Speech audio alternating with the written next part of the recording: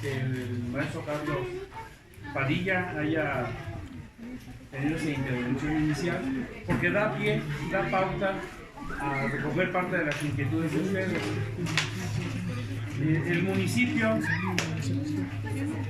en su área de medio ambiente, hemos planteado, Raúl Morón así lo estableció en su plan municipal de desarrollo, el eje transversal de la sustentabilidad. Como toda administración, establece un programa de trabajo denominado Plan Municipal de Desarrollo, en donde vienen enunciados las grandes acciones que piensa desarrollar. Y en el caso de Morelia se plantearon 3 ejes, que es sustentabilidad, que es prosperidad económica y bienestar social.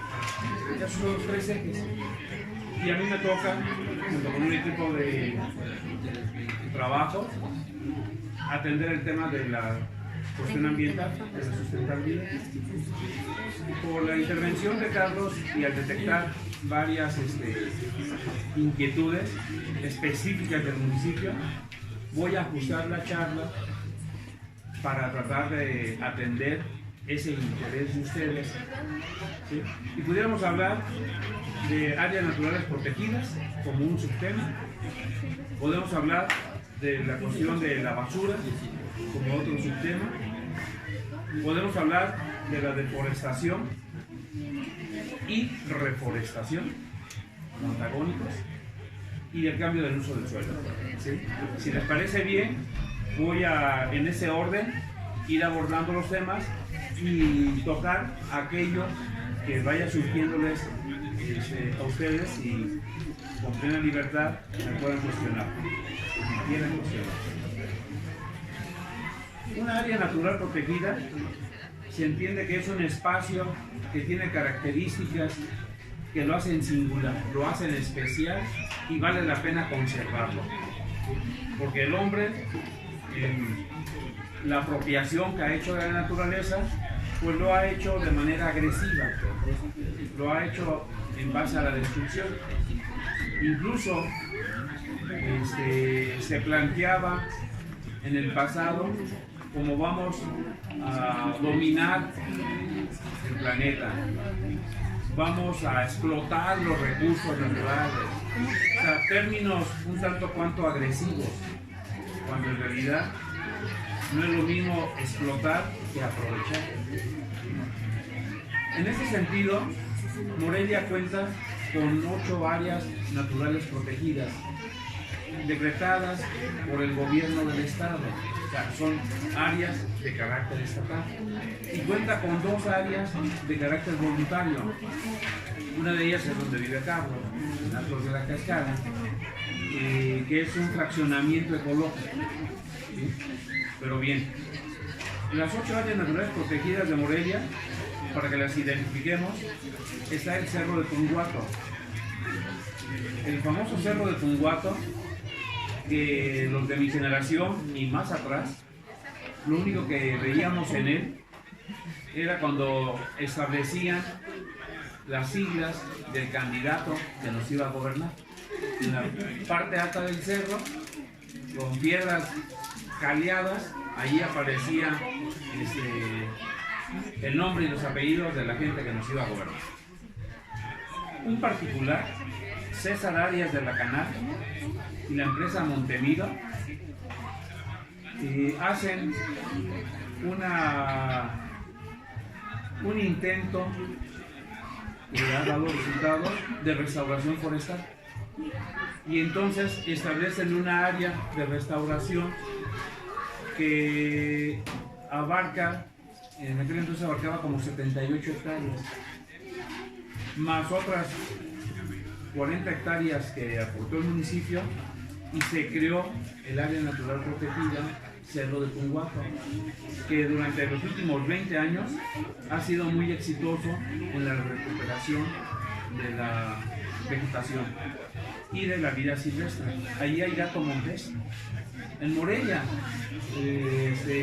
prácticamente lo que es las colonias que están en las faldas del Punguato, podemos decir barra de por medio, y hay una rica vida silvestre. Hay el refugio de aves muy importante. Entonces ese es uno. El otro es el Parque de Ciudad Industrial, Parque Ecológico Simo, que es el área verde más grande de Morelia, pero casi no lo vemos por la ubicación en donde se encuentra. Para verlo te tienes que subir al Quinceo, y desde el Quinceo ves una enorme mancha verde. Dices, ¡ah, qué padre! Porque cuando subes acá por Santa María, pues solamente ves el Panteón, CU, el Bosque Cuauhtémoc, el Río Chiquito, y el zoológico, y no se ve más allá verde. Bueno, afortunadamente tenemos esta otra de Simo, que son alrededor de 80 hectáreas de área verde. Ya vamos 2 áreas naturales protegidas. Tenemos el Parque Ecológico Francisco Zarco, que está por la colonia de los periodistas, así como para ubicarnos atrás de Plaza Morelia, atrás de Soriana, por aquel rumbo, a un costado de la subida al Altozano que hicieron acá por el túnel. Por allá está el Francisco Zarco. Luego tenemos también el Río Chiquito, y la cuenca del río, microcuenca del Río Chiquito es otra área natural protegida. Y luego tenemos la Loma de Santa María y depresiones aledañas, que es donde está el bosque de Lázaro Cárdenas, y bueno, la Sabandera, y llega hasta el Club Campestre. Esas son de las áreas naturales protegidas que cuenta Morelia. Tenemos también la Mincita. En la Mincita se genera alrededor del 35 o 39% del agua que se consume en Morelia. Tenemos el Caracol, bueno, la ex escuela de la Huerta, bueno, la ex hacienda de la Huerta, también conocida como Piedra del Indio. Esa es otra área natural protegida municipal de 279 hectáreas. La de la Loma tiene 178, la de la Mincita 400 y fracción. El Caracol, Pico Azul, es otra área que comparte Morelia con Sixio y con Villamadero. ¿Sí? Esas son las áreas naturales protegidas. ¿Por qué se escogieron? Porque tenían características que las hacían únicas. En el caso de la Mincita, ahí tenemos 2 especies vegetales que se encuentran inscritas en la norma 059, que son especies en alguna categoría de peligro, que tienen el estatus de amenazadas, en peligro de extinción, etc., que es el zapote prieto y el nogalillo. Y también, como sitio Ramsar, la Mincita, pues es un espacio privilegiado a nivel, lo tenemos local, aunque no lo apreciemos, pero está reconocido a nivel internacional. Esas áreas cumplen una función porque resguardan parte de la riqueza biológica de la región. ¿Sí? Son reservorios de la biodiversidad. Entonces, esas áreas hay que darlas a conocer a la población y que la población las disfrute, porque para eso están diseñadas también. Están diseñadas para que la gente las visite, pueda hacer ahí recorridos, pueda tener actividades recreativas, como lo mismo que estamos haciendo el día de hoy aquí. Ya teníamos rato allá abajo. Sin embargo, han estado un tanto descuidadas. Existen programas de manejo que te dicen qué actividad se puede hacer y qué actividad no se puede hacer, pero estamos ahorita con toda la intencionalidad, en coordinación con la sociedad civil, para darle un nuevo impulso a esas áreas naturales protegidas. Ahorita, si quieren, abordo otro tema y luego podemos empezar todo lo que vaya surgiendo. La basura. La basura, Morelia genera alrededor de 700 toneladas diarias, o al menos eso es lo que llega al relleno sanitario. El relleno sanitario fue concesionado en 2007 por termina en el 21, por 15 años. Entonces, llegamos en esta administración y nos encontramos que Proactiva era la empresa que tiene rellenos o maneja rellenos en varias partes del país. Tenía la concesión y nos cobraba en el mes de septiembre. Nos damos cuenta cuando llegamos que estaba reportando 1.400 toneladas de basura que llegaban al relleno, y eso es lo que nos quería cobrar, porque los que se fueron no pagaron de enero a agosto. Entonces nos quería cobrar esos volúmenes de agosto, julio, junio, mayo, y le pusimos inspectores en la báscula y encontramos que lo que llegaba eran nada más 650, 719.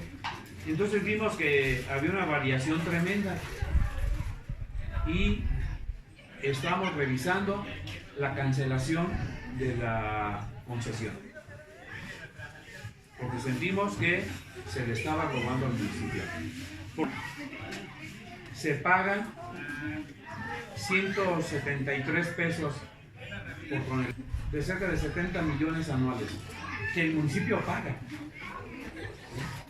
Ahora, en el tema del reciclaje, una población o un lugar donde se recicla de manera eficiente, se recicla entre el 9 y el 10% de la basura que se genera.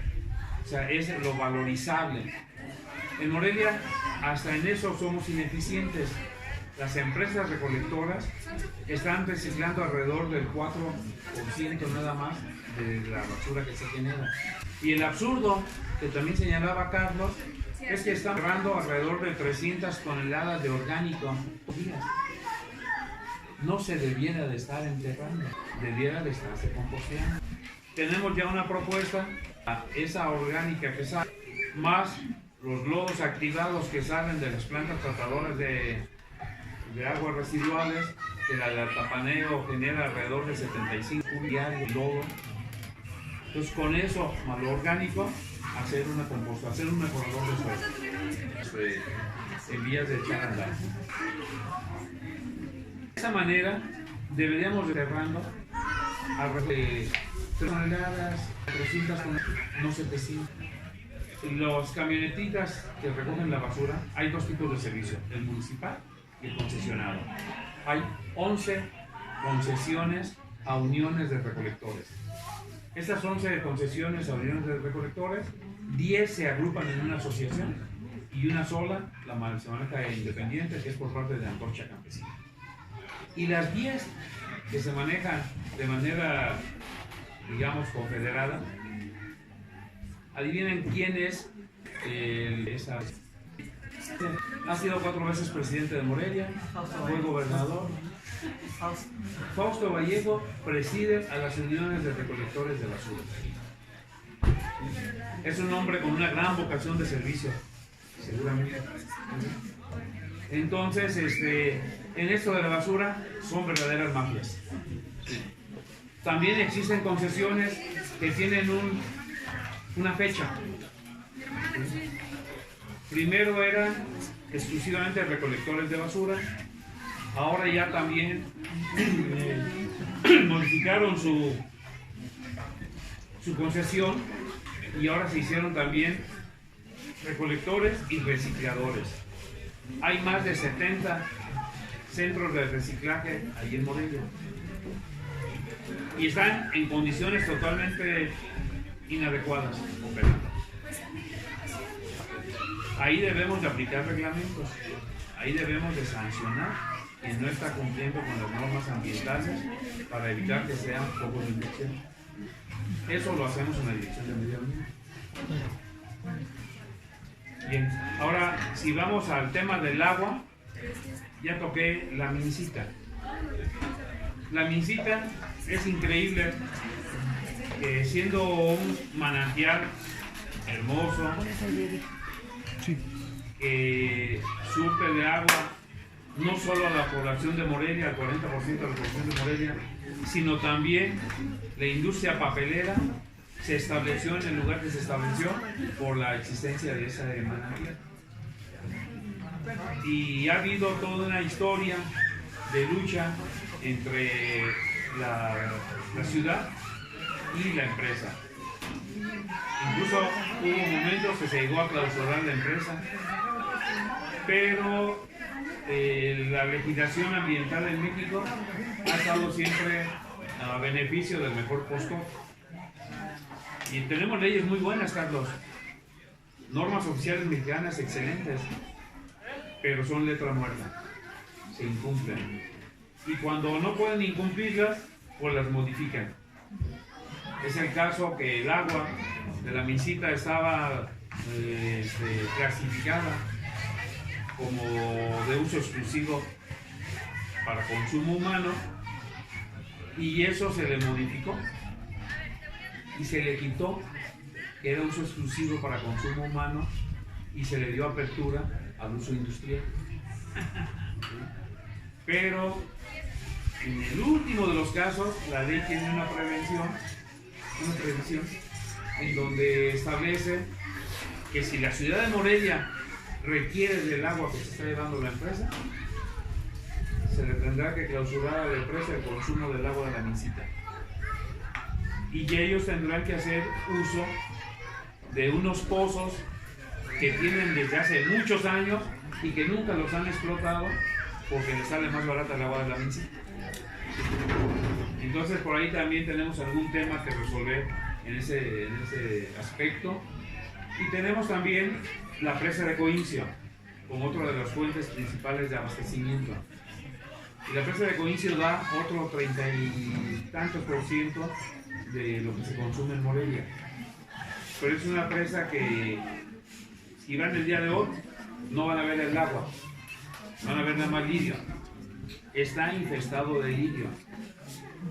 Y esa infestación de lirio, en buena medida, se produjo porque hace 4 años se quiso limpiar, y al limpiarla, en lugar de extraerlo y llevárselo lejos, el lirio, de secarlo y aprovecharlo para compostaje u otro fin, lo que hicieron fue triturarlo y todo nada más se hundió, y luego nuevamente floreció con mayor vigor. ¿Sí? Entonces ese es otro tema que está afectando la disponibilidad de agua para Morelia. Además, desde que nace en Acuixio, el municipio de Acuixio, cuando viene transcurriendo hacia Morelia, pasa por Iripetío, Santiago Gameo, ¿verdad? Tenemos el problema de descargas de aguas residuales, lo cual hace que prolifere la materia orgánica y entonces florezca el lirio. Y también se está agravando por el hecho de los cultivos de las berries, el arándano, la fresa, la zarzamora, que está allá de Tilipetío para Morelia. Todo eso drena en algún lugar. Aquí mismo, Humécuaro, lo están llenando de ya campos de cultivo de arándano, de zarzamora y huertas de aguacate. Entonces, todos los químicos que le meten a esas producciones intensivas va a parar algún cuerpo de agua. Y todo eso está provocando que tengamos menos disponibilidad de agua para el consumo humano, o nos cueste más. El resto, y hablamos de un 35, alrededor del 70% se extrae de esos dos cuerpos de agua, más otros pequeños manantiales que aportan como el 4%. La diferencia son pozos profundos. Los pozos profundos que anteriormente a 70 metros, a 120, ahorita se están yendo a 200, 250, 400 metros para obtener agua, con mayor consumo de energía y todo lo que eso conlleva.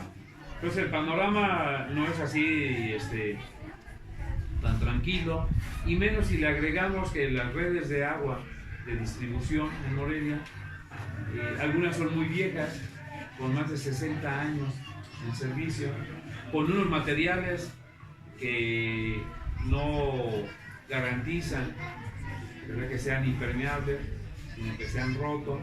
Se calcula que en Morelia se pierde el 68%, no, el 62% del agua que se produce. Es decir, del agua que sale, ya sea de Mincita, ya sea de presa de Coincio, de plantas potabilizadoras, o ya sea de pozos, a la hora de distribuirla, perdemos el 62% por fugas. Solo el 38% llega a nuestros hogares. Y hacer una inversión para recuperar esos volúmenes que se están perdiendo implican alrededor de 4.500 millones de pesos.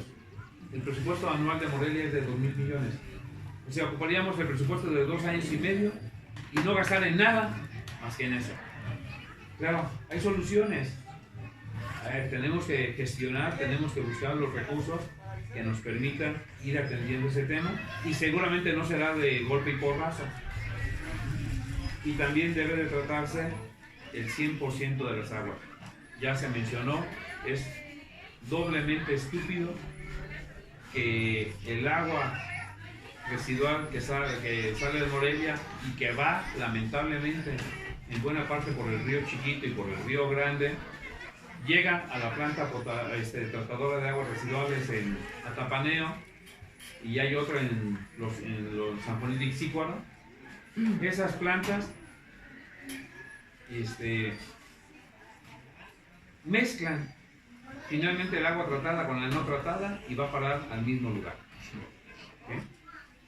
Entonces de nada sirvió haberla diluido nada más. Debe de tratarse, debe de salir con una calidad tal que permita su uso, porque si bien es cierto, son aguas enriquecidas, podríamos decir, pero también llevan problemas a la salud. O sea, también llevan elementos que ponen en riesgo la salud de los que consumimos los alimentos regados con esas aguas. Entonces, ese es otro tema que también debemos de... De hecho, en el Valle de Tarímbaro solamente se pueden sembrar determinadas cosas porque el agua no da la calidad para poder generar otra clase de productos que bien podrían ser consumidos y generar riqueza para los tarimbarenses, y no se puede. Ya solamente jitomate, cebolla, brócoli, coliflor, cilantro y algunas otras cosas, pero así prácticamente es lo único que se está generando. No hay una calidad óptima que permita. Bueno, pues así está el tema del agua en Morelia. Entonces ya les toqué el tema de las áreas naturales, la basura, el agua, la deforestación. Somos un país que en teoría tenemos de todo. Somos ricos en recursos naturales. Y más si habláramos de recursos naturales renovables. Pero el tipo de manejo que le hemos dado a esos recursos lo hace que no sean renovables. En el caso del bosque, la gente siempre ha pensado que los que viven en el bosque son pobres y que viven sin ciertos lujos, sin cierto confort de la ciudad. Y entonces no se ha valorado el bosque. Y los propios habitantes del bosque se la han creído y han talado de manera totalmente irracional. Se puede vivir de la madera y se puede vivir bien. Tenemos ejemplos de países cuya fortaleza es la comercialización de la madera, y sus bosques o plantaciones forestales crecen año con año en lugar de disminuir la cubierta forestal. Entonces eso nos hace reflexionar. México tiene una calidad de estación, como decía Carlos, la ubicación del país es de privilegio. Los pinos que aquí en 18 a 22 años alcanzan la talla que le llaman los forestales comercial, con diámetros superiores a 30 centímetros. En el norte del país, Durango y Chihuahua, que son potencias en cuestión forestal, ocupan 70 años. Estas mismas especies en Estados Unidos o Canadá ocupan hasta 150 años. Entonces aquí es para que tuviéramos mucha riqueza forestal, mucho trabajo ligado al bosque y no nos lo acabáramos. Que estuviera creciendo, creciendo, creciendo. Pero maldita corrupción. La gente quiere dinero fácil, dinero rápido. Tanto la sociedad como el gobierno. Porque no solamente el gobierno es corrupto, la sociedad misma es corrupta. ¿Sí? Y entonces se ha estado acabando el bosque para meter cultivos de mayor rentabilidad. Ahorita Morelia está sufriendo terriblemente por el cambio de uso de suelo por huertas de aguacate. Está sufriendo terrible el cambio de uso de suelo para expansión urbana. Y en el caso de las huertas de aguacate, como municipio, a través del INPLAN, hemos detectado 168 huertas en el territorio del municipio, con una superficie de 1.393 hectáreas. Esos van a ser datos dinámicos, porque día con día vemos nuevas áreas. Hace 2 semanas, aquí en esta zona de Umécuaro, se intervino por parte de Profepa una huerta y se intervino lo que va a ser, o lo que iba a ser, una futura huerta. Se llegó a un predio y había 155 pinos derribados. Había una máquina para empacar el terreno. Por parte de la COFOM se decomisó la máquina y se levantó la correspondiente denuncia sobre el propietario del bosque. En los recursos naturales, tú puedes ser el dueño de la tierra, pero no puedes hacer con ella lo que quieras. La evolución ambiental la legislación ambiental ha ido evolucionando de manera que se te establece la actitud del suelo. ¿Para qué lo puedes usar? Porque si lo usas más allá de lo que da su aptitud natural, estás provocando un desequilibrio ambiental, un desequilibrio ecológico. ¿Sí? Gran parte de las presas pierden su vida útil por el arrastre de sedimentos. Vienen las lluvias, como ya tumbamos el bosque, se lleva todo el suelo. Y entonces se van asolvando las presas y se va perdiendo suelo. Lo que más debiéramos de cuidar es el suelo. El suelo es la fuente de toda la riqueza. Entonces, aquí nosotros tenemos ahorita ese enorme problema que lo estamos afrontando. De acuerdo a la legislación ambiental, el cambio de uso del suelo lo sanciona Semarnat. Es que te autoriza o no te autoriza un cambio de uso del suelo. Y en terrenos forestales no se autoriza ningún cambio de uso del suelo. Ahorita que ustedes vinieron por acá y vieron una huertita como de 1 año, es ilegal. Ese tipo debe estar en la cárcel. Toda la gente que está metiendo huertas de aguacate deben de ser sancionados. Sí. ¿Por qué? ¿Qué es lo malo del aguacate? Ahí Yo te sé va. que su costo es muy caro en Estados Unidos, No. todo eso. Que es, al final de cuentas es un fruto. ¿Qué es lo malo? ¿Qué es lo malo de una huerta de aguacate? Un pino te produce, te genera 18 veces más agua que un aguacate. O sea, la naturaleza no se equivoca. Porque en zonas de pinos hay pinos. Es lo natural. ¿Sí? Pues en este tipo de bosque templado frío, el pino es el que está generando el agua que consumimos allá los de la ciudad. Entonces, si te genera 18 veces más agua que un aguacate, ¿por qué no queremos que haya aguacates? Pues porque nos van a dejar secos a los de allá abajo. Claro, Y no solamente te genera 18 veces menos, consume. sino que además consume 6 veces más que un pino. O sea, todos ocupan agua, pero el aguacate ocupa 6 veces más que un pino y genera 18 veces menos. O sea, hay un déficit de 24, digamos, una unidad de medida, 24 litros literalmente. entre un aguacate y un pino.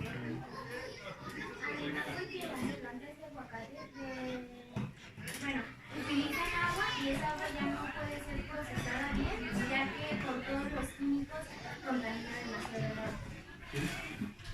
Y también, como el aguacate vale tanto, el dueño de la huerta lo va a cercar completamente y no deja que la fauna pueda cruzar por esos predios.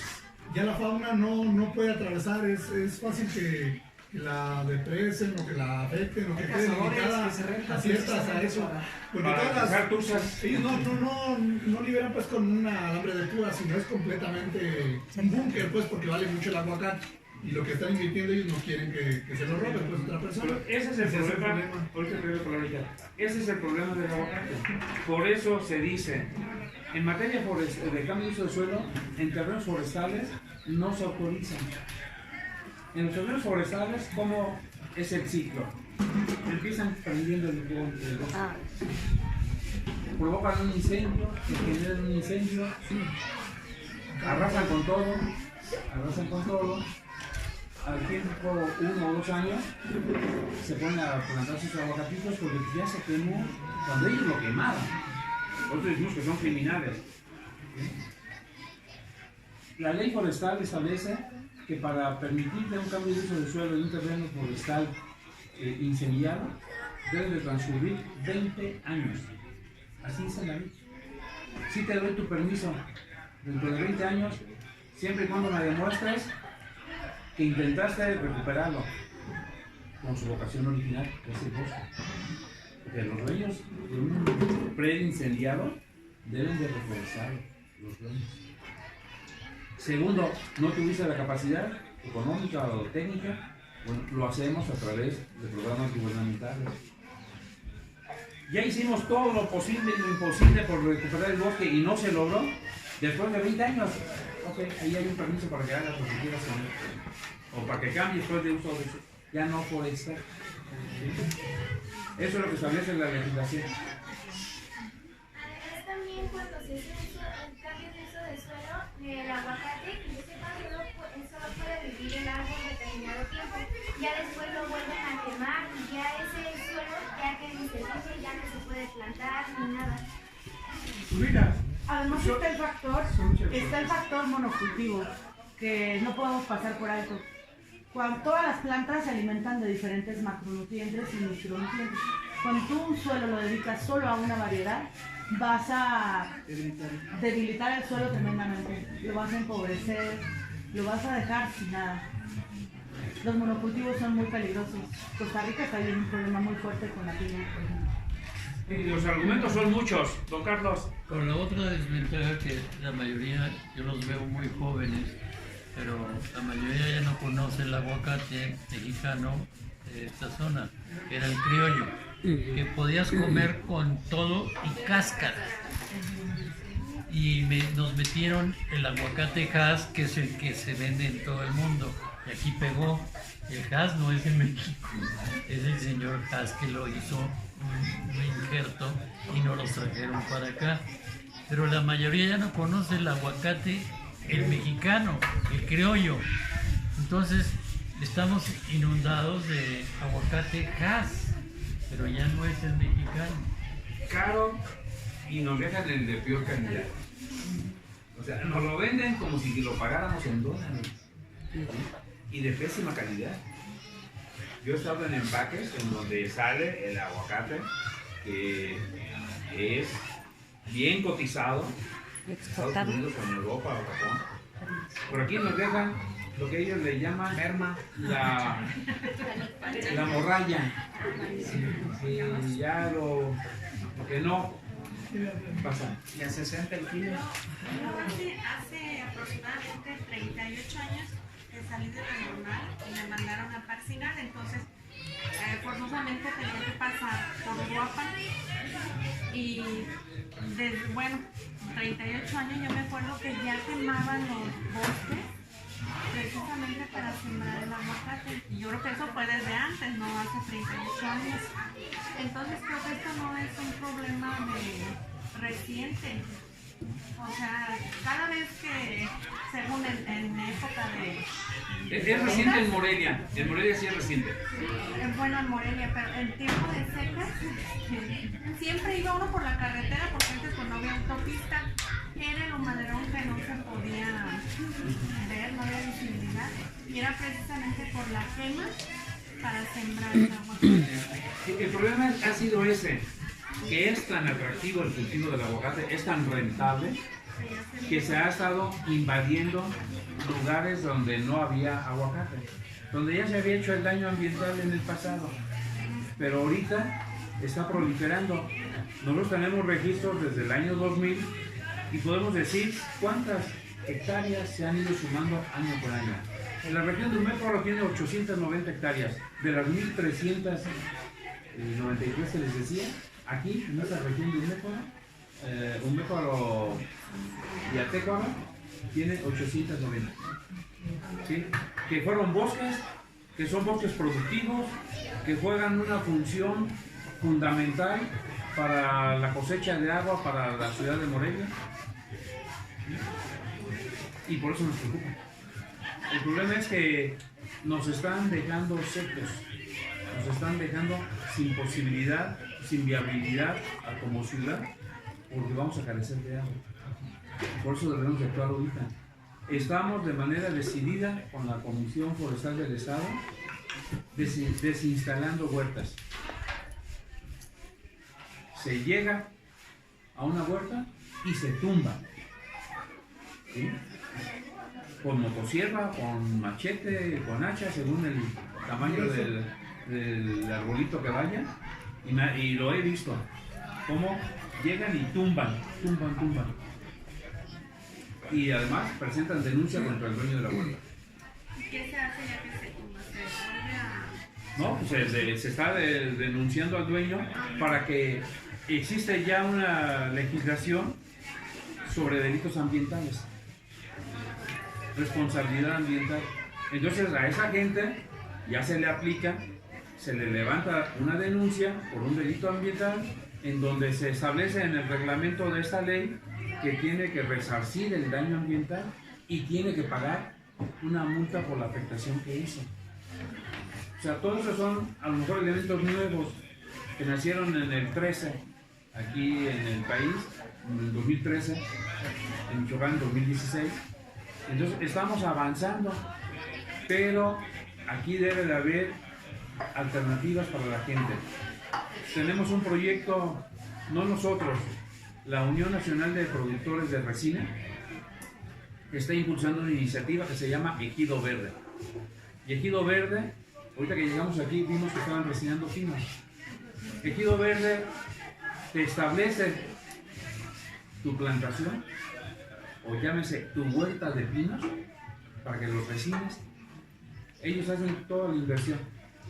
¿Por qué lo hacen? No son buenos samaritanos, porque se están quedando sin materia prima para su industria. La resina de pino se utiliza en más de 1000 productos. La verdad, aceites y verdad. ¿Sí? Antes no había sorbetes como ahora. Y entonces resulta que ante esa previsión, México llegó a producir 60,000 toneladas de resina. Hoy día produce 24,000. Nos estamos quedando a la saga. En los 70 le vendíamos resina a Brasil. Brasil ahorita produce 2 millones de toneladas. Esos 20,000 toneladas. En 2 millones. Entonces estamos acompañando como gobierno municipal esta iniciativa de Ejido Verde para promover entre la gente de las zonas boscosas que conserven, que se le van a inyectar 50,000 pesos a su predio para establecer una plantación resinera, que al término de 10 años, cuando empiece a producir su resina, esta plantación, con el 10% de su producción anual, va liquidando el monto de los 50,000 pesos a valor presente de como esté costando la resina. Con eso le pagas a la Unión Nacional de Resineros y el 90% se los vendes a ellos mismos o tú libremente lo comercializas en el mercado. No están atados de por vida. Entonces, si yo tengo 1 hectárea y no tengo ya bosque, porque haya sucedido un incendio o demás, me lo van a plantar de especies de alta producción de resina, que son especies nativas. No están trayendo pinos caribea ni nada, están trayendo pino leyofila, pino carpa, pino lapsoni, pino cerdostrobus, que son de aquí, los tenemos en la región. O sea, no estamos trayendo especies exóticas. Entonces, a mí me parecería excelente. Si no tengo para meterle, pero alguien lo va a meter por mí, y además vamos a tener este tipo de asociación que nos permita que el bosque, además de seguir presentando los servicios ecosistémicos, además de seguir cosechando agua, me va a dar un ingreso, pues yo le entro. Entonces, eso en el tema de cambio de uso de suelo. Yo sé que al ir tocando los diferentes temas surgen inquietudes y entonces estamos abiertos ahora, como dijo Carlito, vengan de allá para acá las preguntas. Nada más, a ver, regresando a lo del aguacate, ¿eso es problema exclusivo de Michoacán o ya hay otros estados? Hay otros estados, Y ya los michoacanos, que somos bien listos, ya nos fuimos a Jalisco y en el área de Ciudad Guzmán ya compramos toda la tierra y la estamos llenando de aguacate. Y ya hay protestas en Jalisco por ese motivo. Porque